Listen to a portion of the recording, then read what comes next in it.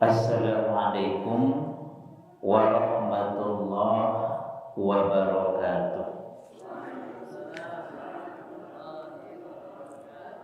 Alhamdulillahi rabbil alamin. Wa bihi nasta'inu ala umurid dunya waddin. Wassalatu wassalamu ala asyrafil anbiya wal mursalin. Amma ba'd. Qala Allah Ta'ala fil Qur'anil Karim, yarfa'illahu alladhina amanu minkum walladhina utul ilma darajat. Wa qala Allah Ta'ala aidan, ya bunayya la tusyrik billah inna syirka la dzulmun 'adzim. Sadaqallahul 'adzim.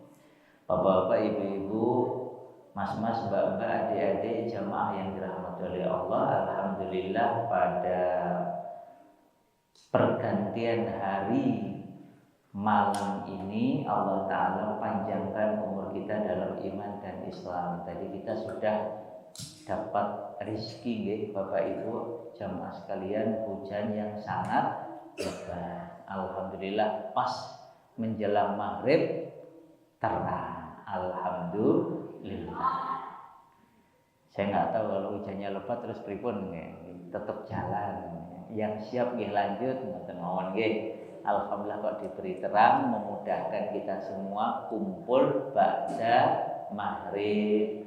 Bisa maghriban, bisa ngaji, nanti ngeteh anget-anget nek wonten. Nek boten nggih mugi-mugi masjidnya sudah menghangatkan karena napa niku? Kita ke masjid, kita memakmurkan masjid itu kita harus yakin ini rumahnya Allah. Bait min buyutillah.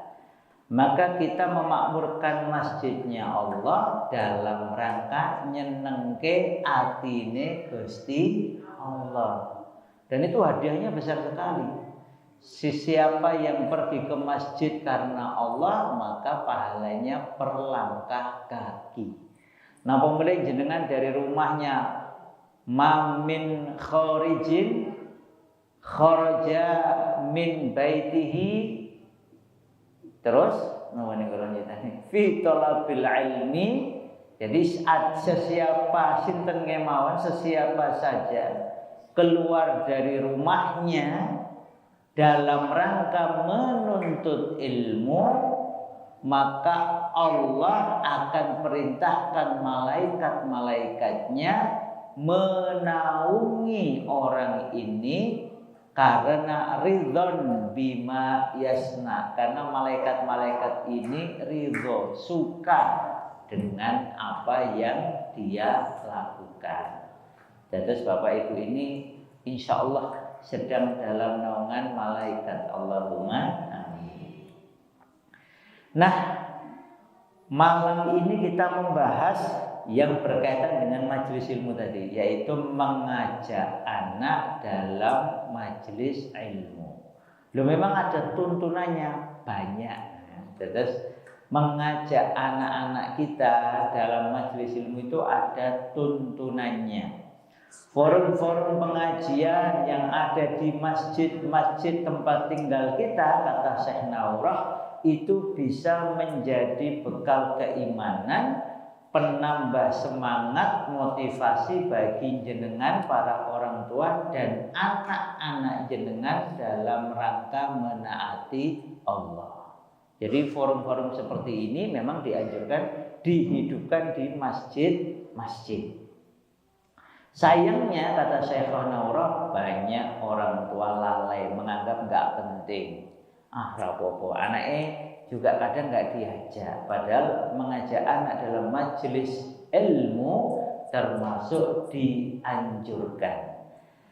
Kalau Bapak Ibu memberi makanan yang halal, thayyib, bergizi kepada anak agar anaknya tumbuh dengan baik, sehat walafiat, maka ada makanan-makanan ruhiyah yang perlu kita berikan kepada anak-anak kita. Makanan minuman akliyah yang perlu kita berikan kepada anak-anak kita. Nah, sholat, ke masjid, hadir di majelis ilmu, kemudian hadir di majelis Quran. Tadi kan kita juga majelis Quran nggih. Kita sekedhik tadi mendengarkan hadis tentang keutamaan Quran. Lalu kemudian tahsin berapa tadi Bapak Ibu? 5 ayat. Masya Allah. Itu kalau jenengan sadar per hurufnya itu pahalanya minimal 10 kebaikan. Ini pun per huruf 100.000 pripun Bapak Ibu. Lumayan mboten? Lumayan banget. Tapi gajiannya mboten teng mriki. Gajiannya besok insya Allah di surga. Jadi besok ibu bapak jangan kaget, adik-adik jangan kaget. Loh, saya berbuat apa kok saya dapat banyak hadiah dari Allah? Lah dulu kamu itu kalau ke masjid mau ngafal Quran, mau baca Quran, mau mendengarkan Quran. Masya Allah. Ternyata pahalanya sudah Allah siapkan fil akhirah. Sampai-sampai Allah mengatakan, nanti ada penyeru mengatakan bahwa Iqra wartaqi, kamu baca dan naiklah sesuai dengan banyaknya ayat yang kamu baca. Itulah gunanya kita itu ngajak anak-anak kita ke majelis ilmu, ke majelis Quran, ke masjid, sehingga anak-anak kita ini akrab dengan kebaikan. Nah, ini saya bacakan lagi dari kitab ini ya, Cara Nabi Mendidik Anak. Ini bagian tentang mengajak anak dalam majelis ilmu, majelis orang dewasa, itu oleh Dr. Nur Abdul Hafidz Suwaid. Itu dimasukkan dalam bab membangun jiwa sosial kemasyarakatan anak. Itu namanya. Jadi kalau kita bicara tentang membangun jiwa sosial kemasyarakatan anak, jiwa sosialnya itu satu diantaranya anak harus biasa diajak ke majelis ilmu, ke majelis orang dewasa, sehingga anak itu nanti akrab bergaul dengan orang-orang soleh. Ini sebagian ulama menyebutnya bi'ah solihah. Bi'ah itu Bapak Ibu sebagian ulama membagi menjadi 3. Bi'ah itu lingkungan nggih. Pertama bi'ah fasidah. Orang-orangnya jelek, ngajak jelek. Itu namanya bi'ah fasidah. Yang kedua bi'ah hasanah. Orang-orangnya baik tetapi tidak mengajak yang lain baik. Luweh, sing penting aku apik, sing penting aku sholat, sing penting aku ngaji pun tidak mengajak orang lain untuk baik. Ini namanya bi'ah hasanah. Yang ketiga, orang-orangnya baik, soleh, solihah, dan mengajak yang lain jadi baik. Makanya disebut bi'ah solihah. Nah, kita ini bi'ah fasidah. Mboten ngene, bi'ah fasidah mboten nggih. Napa bi'ah hasanah? Napa bi'ah solihah? Sing paling saya napa? Bi'ah solihah. Bi'ah yang soleh, yaitu yang orangnya baik, soleh, solihah, ngajak yang lain juga baik. Makanya jadi bi'ah solihah. Nah, satu di antaranya adalah mengajak anak-anak kita ini ke majelis ilmu, ke majelis orang-orang dewasa yang di situ mereka menuntut ilmu atau melakukan amal soleh yang lain.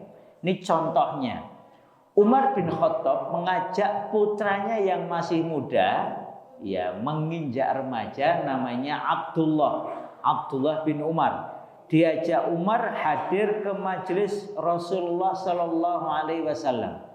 Saat itu Rasulullah memberi teka-teki, memberi pertanyaan. Beritahukan kepadaku, kata Rasul, pohon yang permisalannya mirip persis seperti Muslim. Jadi Rasul bikin teka-teki. Pohon apa yang mewakili seorang Muslim? Nama Bapak Ibu? Tahu nggak adik-adik? Pohon apa yang mewakili Muslim? Bidara. Kirang tepat. Kurma. Nek pun ngaji ngentos ya kurma. Jawabannya kurma. Aslinya nggih, pertanyaannya itu di depannya itu Rasul pegang kurma. Saya enggak pegang kurma nih, pegang mik.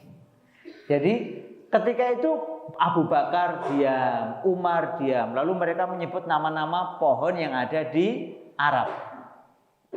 Dan tidak ada yang tahu. Sampai kemudian Rasul menjawab yang kumak. Waktu itu Abdullah membatin. Tapi belum berani ngomong karena banyak orang dewasa kok pada diem. Maka Abdullah yang masih muda ini, masih kecil, nggak berani bicara. Tapi dia batin, jawabannya adalah kurma tadi. Selesai acara, kemudian ketika pulang barulah Abdullah ini cerita kepada bapaknya Umar. Ya, bapak tadi saya itu sebenarnya batin, jawabannya kurma. Kata Umar, kenapa kamu nggak bilang? Aku lebih suka kamu bilang daripada diam. Apa kata Abdullah? Ya karena yang sepuh-sepuh kayak Abu Bakar, bapak tidak bicara, jadi saya diem. Tapi ini menunjukkan bahwa di majelis orang dewasa, anak-anak ikut hadir dan bahkan Rasulullah biarkan. Nanti dalam situasi yang lain, Rasul malah memujinya. Pernah? Ngeten iki, terus ada hidangan. Kemudian yang di sebelah kanan itu anak kecil, di sebelah kirinya Rasul itu orang dewasa. Itu ceritakan yang di sebelah kiri ini Abu Bakar, yang di sebelah kanan itu masih kecil nggih, kira-kira usia 10 tahun itu adalah Ibnu Abbas. Kemudian Rasul itu minum. Setelah minum, kebiasaan Rasul itu menawarkan minumannya kepada orang di sebelah kanan dan kirinya. Orang rebutan minum dari bekasnya Rasul. Nah, Rasul itu tidak suka kalau mendahulukan yang kiri, walaupun ini lebih dewasa. Maka Rasul tanya dulu ke yang kanan, ke anak kecil ini. Nah, apakah kamu ridho, kamu rela kalau maksudnya minuman ini kan haknya dia dulu. Hakmu ini aku berikan kepada yang sebelah kiri karena dia adalah orang dewasa, maksudnya Abu Bakar. Kata si anak kecil ini, mboten. Kula mboten ridho, jatah saya diambil orang lain. Oh gitu. Jadi anak kecil ini ternyata ngaji, nggak rela kalau jatahnya itu diberikan ke yang lain. Oh masya Allah. Itu kebaikan ya. Rasul juga baik memperlakukan anak kecil, tetap memperlakukannya dengan baik. Wong sebelah kanannya, baru kemudian sebelah kiri. Dan anak kecil ini juga pokoknya kalau urusan kebaikan nggak mau kalah. Musabaqah fil khair.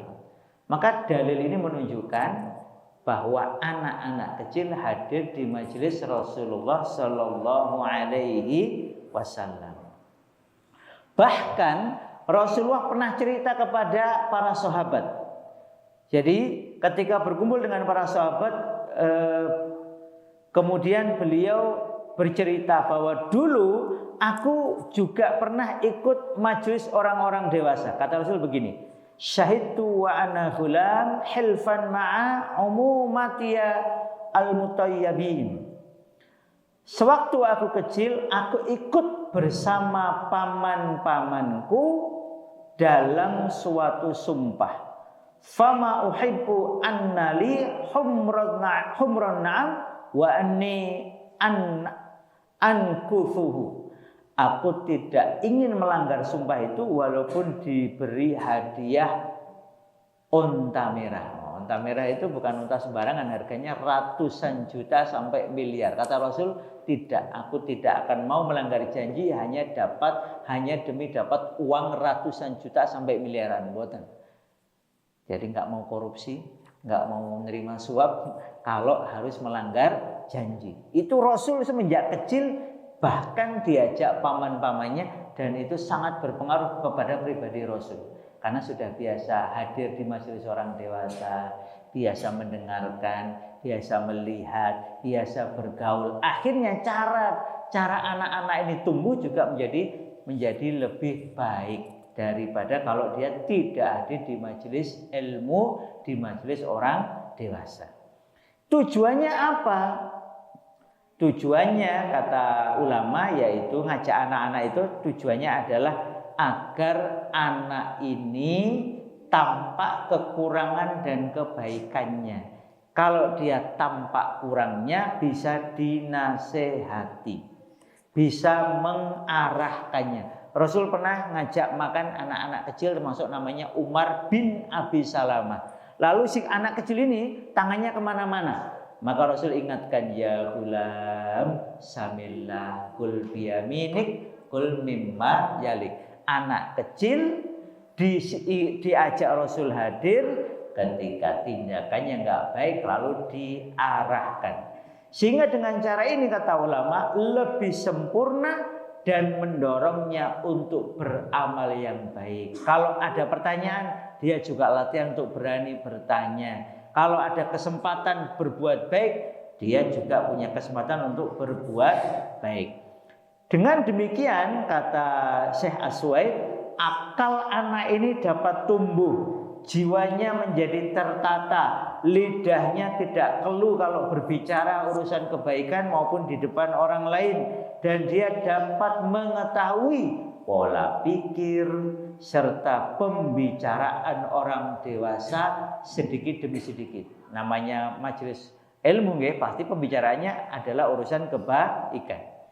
Saya itu ingat Bapak Ibu, ada anak kecil itu biasa ikut ibunya majelis Quran, tahsin Quran. Tadi kan ada masih tahsin nggih. Anak ini masih TK ini. Waktu itu malah belum masuk TK, masih kecil. Kira-kira usianya 5 tahun atau 6 tahun. Itu kemudian setelah sekian kali ikut majelis tahsin ibunya, pulang-pulang ya, bukan pulang-pulang ya, bukan tiba-tiba ya, tapi sekian lama, sekian bulan kemudian, Masya Allah hafal surat yang ditahsinkan. Waktu itu yang ditahsinkan surat An-Naba. Bapak Ibu pun hafal An-Naba dereng? An-Naba amma yatasaalun. Ini anak ini 6 tahun hafal An-Naba fasih. Sampai ketika dia ikut lomba waktu di TK itu dapat hadiah, dapat piala. Saya lihat pialanya itu. Kok bisa? Ya karena itu tadi. Cuman ya nggak boleh ya kita ngajari anak golek piala kan, jangan ya. Anak kecil ini terus diingatkan. Tapi Masya Allah, artinya anak ini karena hadir di majelis orang dewasa kelihatannya cuman di situ sambil gambar-gambar atau mungkin sambil glundang-glundung gitu. Tapi ternyata ketika dia mendengarkan kan telinganya tetap terbuka, nggak ditutup kan? Masya Allah, dengan glundang-glundung dan apa itu gambar atau main di situ, ternyata anak itu menyimak dan kemudian malah Allah Ta'ala berikan kecintaan kepada Quran dan hafal An-Naba. Kok saya tahu? Anak saya sendiri jadi saya tahu. Ya, insya Allah ini mohon doanya, insya Allah tahun ini yang pertama ini 30 juz insya Allah. Jadi hadirnya anak-anak di majelis ilmu, di majelis terutama majelis ilmunya orang dewasa itu sangat penting. Sehingga setahap demi setahap dengan latihan dari kedua orang tuanya, anak makin tertata akhlaknya, adabnya, cara dia berkomunikasi, cara dia bersosialisasi dan bermasyarakat. Sehingga anak itu nggak takut ngobrol dengan orang lain, bisa menyampaikan pendapatnya. Kalau ada yang salah dia berani mengingatkan, kalau ada yang benar dia berani menguatkan. Enak, karena anak sudah terlatih hidup di situasi yang dewasa, situasi yang baik. Bahkan ya ibu bapak, ini ada menarik ini riwayat, cuma nggak ada di kitab ini, saya jadi ingat bahwa ada di tafsir, kenapa kok Nabi Yusuf kan itu kecil ya, pindah dari Baitul Maqdis Palestina ke Mesir kan ketika masih kecil, belum lulus TK kira-kira gitu ya, belum SD usianya itu. Kemudian sampai sana dirawat oleh seorang Aziz, Al-Aziz, seorang pejabat. Kemudian dititipkan kepada istrinya masih muda. Kan ini masih kecil, belum kelihatan ya, pokoknya masih anak cilik lah. Ternyata anak kecil ini biasa diajak sang pejabat itu ikut rapat-rapat para pejabat. Ikut melayani, terus diajak sini duduk sini. Itu ditafsir begitu. Jadi sehingga Yusuf kecil ini tumbuh menjadi anak yang akrab dengan pembicaraan negara.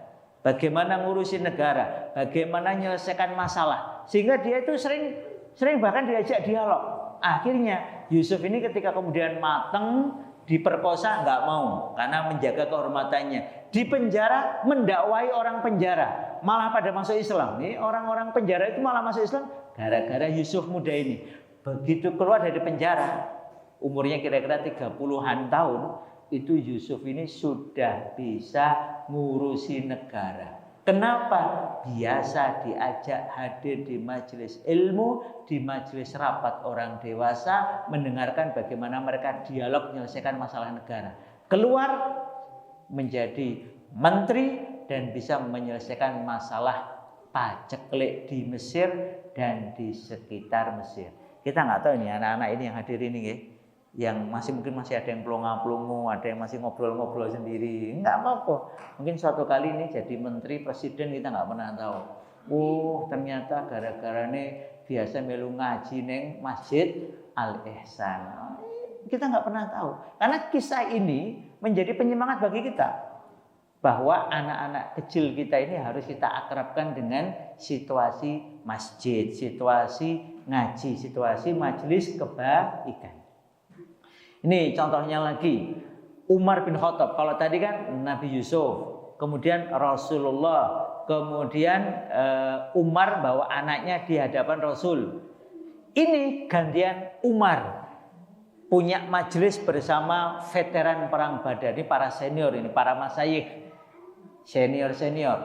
Itu Umar itu sengaja menghadirkan anak muda di majelis orang-orang tua. Namanya Ibnu Abbas. Tadi Ibnu Abbas juga ada di Masjid Rasul. Ini diajak hadir lagi. Ini ada reuni veteran perang Badar. Ini reuni orang-orang topnya Mekah Madinah, di Madinah. Kemudian ini orang-orang ya betul ya, Mekah Madinah. Kemudian Ibnu Abbas disuruh hadir. Diprotes oleh yang lain. Ini kenapa anak muda kayak dia masih kecil diajak ke sini? Kalau yang kayak dia di rumah kami juga ada, maksudnya anak-anak mereka ini nggak kami ajak. Kenapa kok jenengan malah mempersilahkan dia? Oke, Umar waktu itu diam saja. Dalam riwayat Umar diam. Di lain kesempatan Umar kemudian tanya, ngetes orang-orang tua ini. Bapak-bapak sekalian, saya mau tanya, apa pendapat kalian semua, jenengan semua dengan ayat idza jaa nasrullahi wal fath? Terkenal nggih ceritanya ya? Terus pada bilang itu kita kalau menang diperintah untuk nasrul fatah, kita bicara apa? Kalimatnya apa? Wa ra'aytana ini apa aja? Fasabbih bihamdi rabbika wastaghfir. Kalau menang orang banyak masuk Islam, kita diminta tasbih, kemudian diminta istighfar, lalu diminta hamdalah, mengucap subhanallah, alhamdulillah, astaghfirullah. Jawabannya begitu mereka. Terus Umar nengok ke Ibnu Abbas. Ini contohnya ini Ibnu Abbasnya di sini nih, banyak ini. Aywan Ibnu Abbas namanya gitu.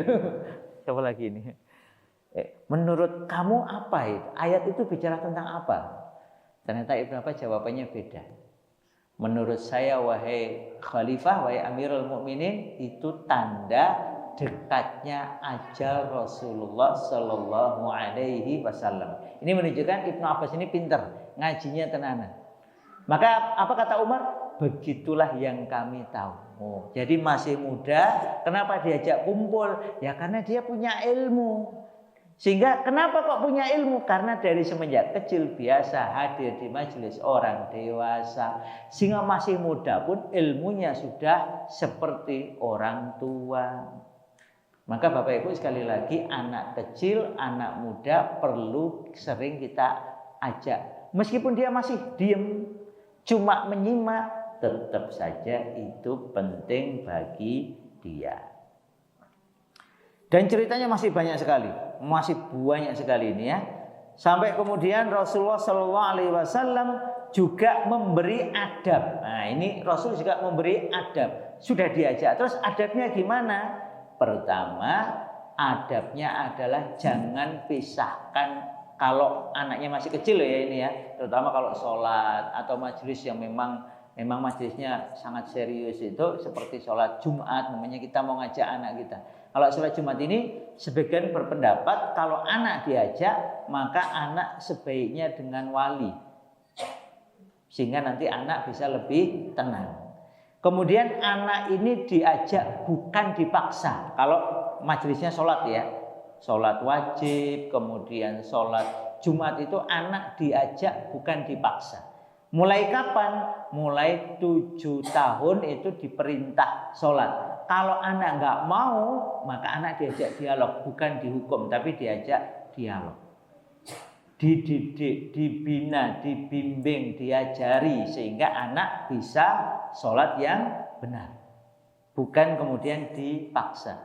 Lalu kalau hadir di majelis begini, kalau dia masih kecil, duduk dengan orang tua jangan dipisahkan. Kecuali anaknya sudah mampu sendiri, kayak anak-anak ini kan sudah mampu sendiri, atau sama kakaknya itu ya, nah, itu bagus. Kemudian yang lain lagi, anak-anak ini tetap perlu diarahkan. Tadi seperti Rasul, ketika makan nanti mamanya kan habis ini ada enten mboten niki. Nek kula tiwas ngiklan ternyata mboten wonten. Wonten nggih, seneke wonten nggih. Napa?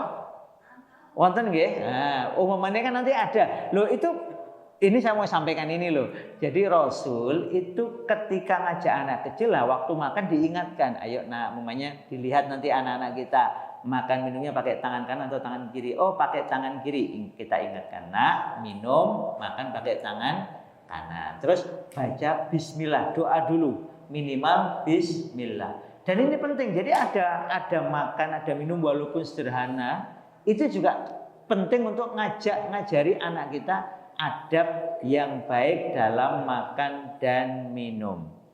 Kemudian nanti ketika anak-anak sudah mendekati baligh perlu dipisah antara anak laki dan perempuan. Ini biasanya usia 9-10 tahun ya. Kadang anak 8 tahun sudah tahu malu, perlu dipisah. Nah, selain itu anak-anak juga diajari cara berpakaian dan berbicara yang baik. Jadi ketika anak, mohon maaf, pakaiannya tidak pantas, itu orang tua wajib mengingatkan atau orang dewasa wajib mengingatkan. Atau anak bicaranya kasar, bicaranya jelek, kita ingatkan. Nah, bicaralah yang baik. Man kana yu'minu billahi wal yaumil akhir fal yakul khairan au liyasmut. Jadi Bapak Ibu sekalian, sekali lagi maka mengajak anak-anak remaja ke majelis orang dewasa sangat dianjurkan. Karena ini akan mendidik mereka menjadi pribadi-pribadi yang lebih matang dan bertanggung jawab. Adab-adabnya tentu perlu kita perhatikan agar anak-anak ini memang menjadi makin baik, majelis terjaga kebaikannya, dan Allah Ta'ala meridhoi kita semua.